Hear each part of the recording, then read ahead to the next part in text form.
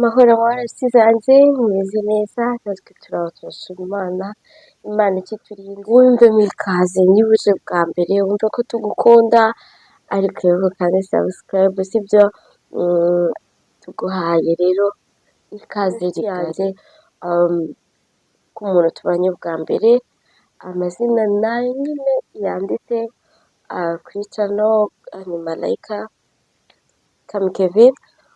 Ikindi hano duhumeka amahoro urukundo n'ubugwaneza ariko byose tubifatanyiriza hamwe no gushima Imana yaturemye. Rero icyo dukora cyose ni ukubahisha Imana ntihabwe icyubahiro kubera ko iyo ugihumeka hari impamvu ugihumeka, rero uba ugomba kumenya iyo mpamvu neza itumye Imana ikikurinda, kuko iyo usubije amaso inyuma ubona ba bandi bose batambutse nta kintu na kimwe wavugaga ko barusha, ahubwo ari neza n'ubuntu tugiriwe. Rero hashimwa Imana ikiturinze. Reka dusenge ubundi dutangire gahunda yacu.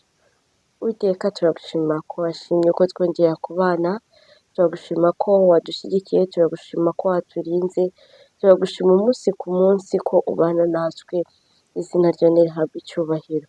Ngwino uganzere muri byose, ni twebwe babandi tuturiza imbere yawe tukabona gukira, ni twebwe turiho kugira ngo tukunezeze, utuyobore mu nzira yawe ikwiriye, nitwiyobora ahubwo tuyoborwe nawe. Buri wese uri bukurikirane iki kiganiro, buri wese ubane natwe tumusabira umugisha, ubane natwe muri byose papa, amen. Rero nta handi tubanza kwiragiza Imana, kwereka ijambo ryawe ku munsi rigengwa nayo. Ufite umubabaro wawe, ufite kwiheba, gusa banza utekereze neza, ese urabizi ko ukunzwe? Ushobora kwibaza ngo ninde ugukunze? Ese urabizi ko waremwe nta ruhare ubifitemo? Uribuka neza ko hari umuntu ugukunda umunsi ku munsi? Uribuka neza ko aho ababyeyi bawe batari cyangwa ari aho barangaye hari umuntu ukureberera? Mbese ujya ubyibuka neza ko uteteshwa mu buryo bumwe cyangwa ubundi, utitaye ku bigeragezo ureba iruhande rwawe? Ese ujya ubyibuka neza ko uriho kugira ngo ukunde abandi atari bo bariho ngo bagukunde gusa? Ese ujya uzirikana neza ko urwo rukundo ruzakugarukira, cyangwa umunsi ku munsi intambwe uteye ku yindi ibyo wabibyeje ari byo bikugarukira? Ese ujya urwana ishyaka mu gihe utitaye ku nyungu zawe, utitaye ku nyungu z'abandi kugira ngo banezerwe? Icyo nemeza neza ko ni uko ukunzwe, ni uko witaweho, ni uko hari umurwanyi uri inyuma yawe. Rekera kwiheba, rekera kwiganyira, ndetse ntunabitindeho cyane ngo wibaze ngo uyu munsi Malayika yaje muri iyi pozisiyo. Icyo mpamya neza ko turakunzwe, urakunzwe, arakunzwe, umurebera mu ishusho y'ibyo arimo, ndetse kandi ubu binamutindaho cyane.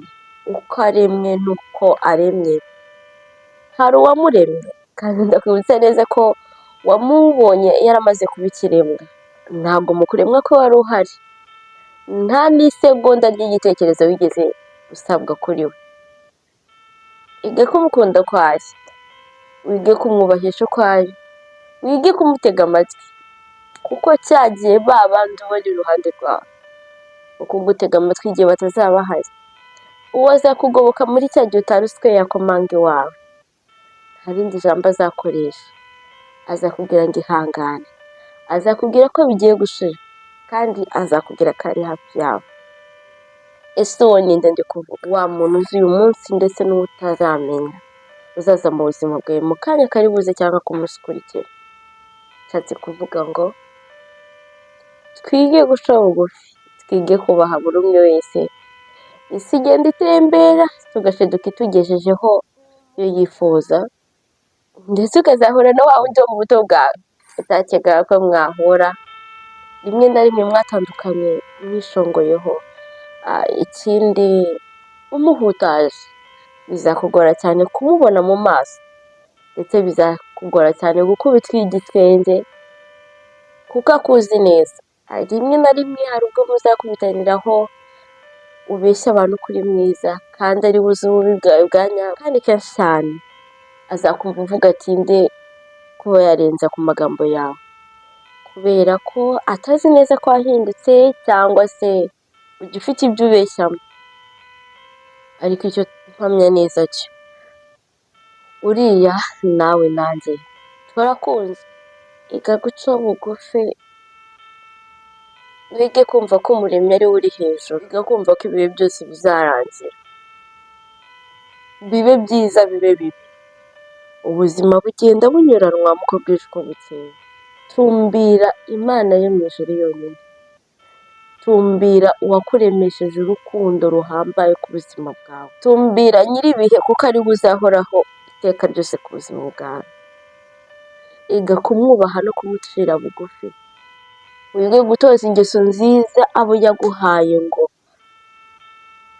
ubarere, wagiriwe icyizere cy'uko bakurira mu biganza byawe. Iga kwitoza kugira ingeso nziza no muri ba bandi bakuriye mu kiganza cya wa wundi ndetse n'uriya. Wowe ni wowe. Ese wowe wagerageje kwibagirwa? Wowe ndi wowe, ntabwo uri uriya, nta nubwo uri ya mpanga yawe. Wowe ni wowe, kubera ko nutekereza kuvuga ko uri nka ya mpanga yawe, muzatandukanira ku ntoki, aho uzarutera muzasanga mutandukanye, muzatandukanira kuri kimwe cyangwa ikindi. Wowe ntabwo uri uriya ukubyara. Ongera wirebe mu ndorerwamo, uvuge ngo njyewe ni njye, ngomba kuba njye mu byiza bitavanzemo ikibi. Uko biri kose, ingaruka z'ubuzima tuzumva kenshi cyane, rimwe na rimwe tukumva yuko ari ibisanzwe, byanatuzamo tukumva ko dukwiye kujugunya. Ariko ireba mu mutima, ireba ahiherereye, idutegeka gukunda uko bwije uko bukeye. Ese uzayivogera?